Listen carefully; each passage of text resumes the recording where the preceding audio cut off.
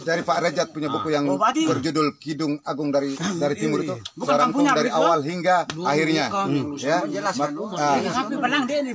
maka saya merangkumkan semua itu menjadi sebuah cerita yang berjudul Menghilas Sejarah, Mengukir Kenangan. Berpuluh tahun telah berlalu, kepergian Garuda tidak berlabel, tidak bergaris, tidak bertabel, berbagai faedah tidak bermakna, selalu berulang dan terus berdobel. Aku ini manusia kecil, lahir di hutan, besar di kampung, pendidikan di desa, bekerja di kota. Sepanjang hidupku siap berkorban demi sesama, tidak ku kenal beban. Perjalanan hidupku penuh cobaan, yang baik dan buruk tidak kusangka, yang susah dan senang itu barang biasa, yang lahir dan batin cukup terasa, sehingga aku menjadi manusia dewasa.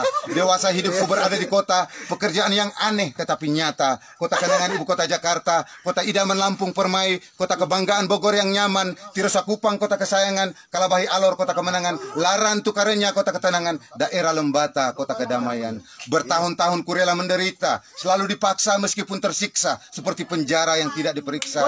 Sepanjang hidupku siap menderita demi bangsa dan negaraku Indonesia. Tsunami Flores penuh berkat, hanyutnya Garuda orang tak sangka, ku sambutnya kembali dari lautan lepas, ku pangkunya erat, ku peluk di dada sebagai senjata penunduk persada untuk mempertahankan Pancasila sebagai nyawanya bangsa, menjernihkan peraturan sebagai napasnya bangsa, agar memperkokohkan Bhinneka Tunggal Ika sebagai kerangka dan organ-organnya bangsa.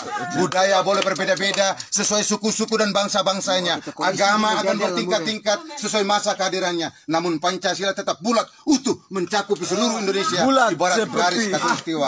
Marilah kita jadikan Pancasila itu sebagai bumi kita berpijak, dan agama itu sebagai rumah tempat kita tinggal, dan budayanya itu sebagai arsitek atau lambang-lambang daripada rumah-rumah yang kelak akan kita huni. Kini sudah saatnya aku harus berbicara. Apapun bentuknya aku mau diperiksa. Siapapun orangnya aku harus bertanya. Kepada yang berwajib ataupun yang berkuasa, aku ini hanya manusia biasa. Kini aku semakin rindu ingin bertemu Satrio Peninggit dalam menyampaikan sebuah wasiat untuk mengukuhkan Pancasila sakti dan bermotifkan Garuda Bakti agar menegakkan hukum sebagai pernapasan bangsa, melancarkan ekonomi sebagai pencernaan bangsa, menguatkan sosial sebagai reproduksi bangsa dalam pencerahan politik demi untuk membangun bangsa. Wahai saudara-saudariku sekalian, boleh percaya tidak terserah, ini hanya sebuah imajinasi. Namanya Pancasila itu milik dunia, satu-satunya berada di Asia, hasil penemuan bangsa Indonesia. Titisan darah Bahtera Surya dalam mempersatukan seluruh rakyat Indonesia. Barang siapa yang tidak searah, mohon maaf, jangan dahulu marah. Marilah duduk untuk kita bermusyawarah. Hiduplah bersahabat bagaikan saudara, melangkah pergi seiring sejalan. Garuda Bakti menjadi bukti, Pancasila sakti menjadi saksi.